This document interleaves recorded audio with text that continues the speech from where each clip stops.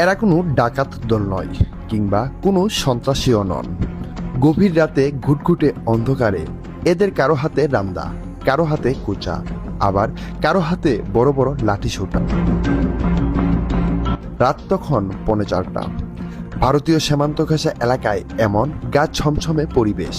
এদের দেখে যে কেউ ভুল ভাবতেই পারেন, কিন্তু বাস্তব চিত্র হলো ওপার থেকে যে কোনো ধরনের অবৈধ অনুপ্রবেশ আর পুশিন ঠেকাতে বর্ডার গার্ড বাংলাদেশের সাথে কাঁধে কাঁধ মিলিয়ে রাত জাগা একদল দেশপ্রেমিক জনতা এরা।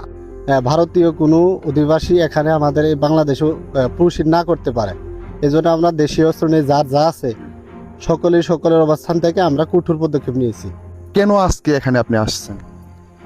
আমাদের এলাকায় মাইকিং মারি দিছে, এই জন্য আমরা যা কিছু আছে এটি নিয়েই আমরা প্রস্তুতি নিচ্ছি। জামালপুরের দেয়ানগঞ্জ উপজেলার পাররামরামপুর ইউনিয়ন, ভারতীয় সীমান্ত ঘেঁষা এই এলাকার প্রায় 50 কিলোমিটার সীমান্ত জুড়েই এখন টানটান উত্তেজনা। জামালপুর 35 বিজেপির আওতাধীন 15টি বিওপি এলাকায় 72 কিলোমিটার সীমান্তেই বাড়ানো হয়েছে সর্বোচ্চ সতর্কতা। ওপার থেকে যে কোনো ধরনের অবৈধ অনুপ্রবেশ ঠেকাতে বিজেপির পাশাপাশি ঢাল হয়ে দাঁড়িয়েছেন স্থানীয় সাধারণ মানুষ। আমি এই জায়গায় আসছি যে বর্ডার থেকে ইন্ডিয়ার লোক বাংলাদেশে পাচার করবে, এটা ঠেকাতে আমি এই জায়গায় আছি। এই জাগ্রত পাহারার নেপথ্যে রয়েছেন স্থানীয় জনপ্রতিনিধি ও প্রশাসনের সমন্বিত উদ্যোগ।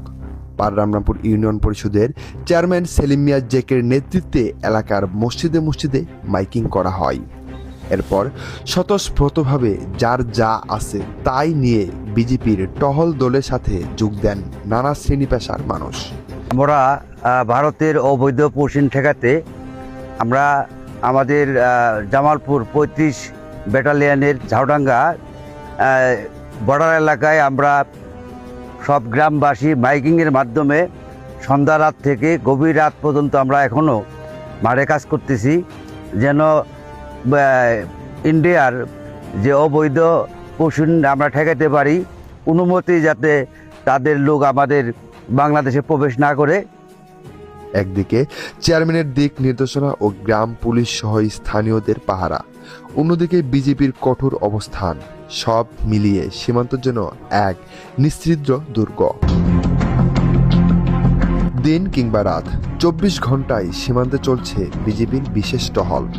অপার থেকে যে কোনো ধরনের অপতৎপরতা রুখে দিতে বিজেপি জওয়ানদের